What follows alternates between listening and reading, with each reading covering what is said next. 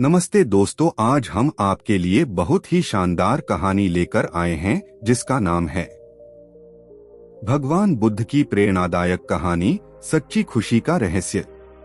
एक बार भगवान बुद्ध अपने शिष्यों के साथ एक गांव में उपदेश देने पहुंचे। गांव के लोग बुद्ध के ज्ञान और शांति से प्रभावित थे।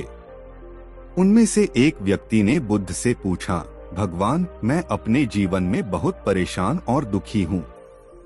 कृपया मुझे बताएं कि सच्ची खुशी का रहस्य क्या है।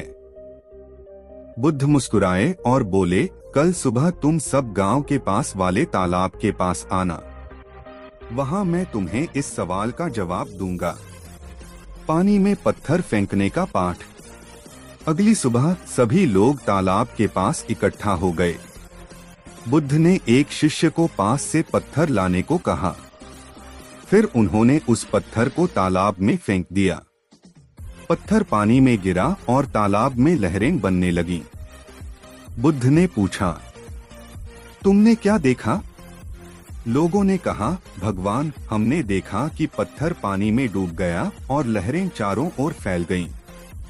बुद्ध ने फिर पूछा, अब इस तालाब को ध्यान से देखो। क्या तुम लहरों को शांत होते हुए देख सकते हो?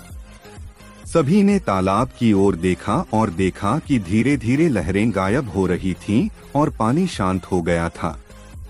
बुद्ध ने समझाया, हमारा मन भी इस तालाब की तरह है। जब हम क्रोध, चिंता और दुख जैसे नकारात्मक विचारों को अपने मन में जगह देते हैं, तो वे पत्थर की तरह हमारे अंदर हलचल पैदा करते हैं। लेकिन जैसे ही हम इन विचारों को छोड़ना शुरू करते हैं, हमारा मन शांत और स्थिर हो जाता है। उन्होंने आगे कहा, सच्ची खुशी तब मिलती है जब हमारा मन शांत और संतुलित होता है। इसे पाने के लिए हमें नकारात्मकता को छोड़ना होगा और वर्तमान क्षण में जीना सीखना होगा। इस कहानी से हमें यह शिक्षा मिलती है कि सच्ची खुशी बाहरी चीजों से नहीं, बल्कि हमारे भीतर के शांति और संतुलन से आती है। यदि हम अपने मन को नियंत्रण में रखें और नकारात्मकता को छोड़ दें, तो हम अपने जीवन में वास्तविक सुख और शांति प्राप्त कर सकते हैं। बुद्ध की बात सुनकर गांव के लोग गहरी सोच में पड़ गए। तभी उसी भीड़ से एक युवा ने खड़े होकर पूछा, भगवान, लेकिन ये कैसे संभव है? हमारे जीवन में कई बार ऐसी परिस्थितियां आती हैं जहां क्रोध और दुख को रोक पाना मुश्किल हो जाता है। तब हम अपने मन को कैसे शांत करें? सकारात्मकता के बीज का उदाहरण। बुद्ध ने मुस्कुराते हुए एक पेड़ की ओर इशारा किया और कहा, तुम उस पेड़ को देख रहे हो।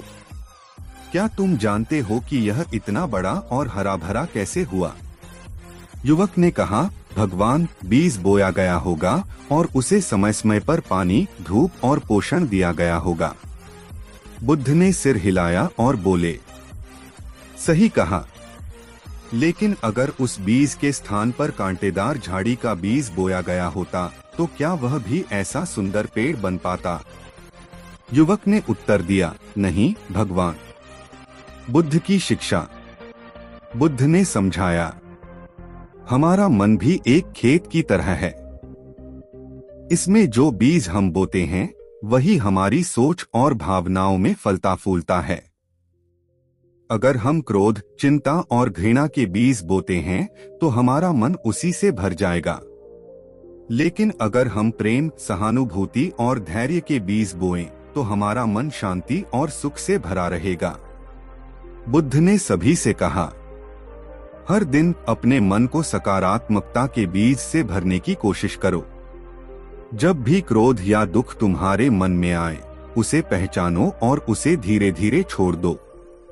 जैसे तालाब में लहरें धीरे धीरे शांत होती हैं, वैसे ही तुम्हारा मन भी समय के साथ शांत हो जाएगा। बुद्ध ने वहां मौजूद सभी लोगों को एक सरल अभ्यास करने को कहा। हर दिन सुबह उठकर अपने लिए 3 सकारात्मक बातें कहो और रात को सोने से पहले अपने दिन में 3 अच्छी बातों को याद करो।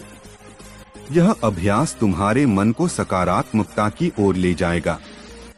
गांव के लोगों ने बुद्ध की बातों को अपनाया और उनके द्वारा सिखाए गए तरीके से जीने की कोशिश की। धीरे धीरे गांव में शांति और खुशहाली छा गई। लोग अब समझ चुके थे कि सच्ची खुशी का रहस्य उनके अपने मन और सोच में छिपा है। इस कहानी से हमें यह शिक्षा मिलती है कि जीवन की हर चुनौती का सामना धैर्य और सकारात्मक सोच से किया जा सकता है। जिस तरह एक तालाब शांत हो सकता है, वैसे ही हमारा मन भी शांत और खुशहाल बन सकता है। बस हमें सही प्रयास करना होगा। दोस्तों, आपको हमारा वीडियो कैसा लगा कमेंट करके जरूर बताएं। अगर आपको हमारा वीडियो पसंद आया हो तो वीडियो को लाइक करें और हमारे चैनल को सब्सक्राइब करें। धन्यवाद।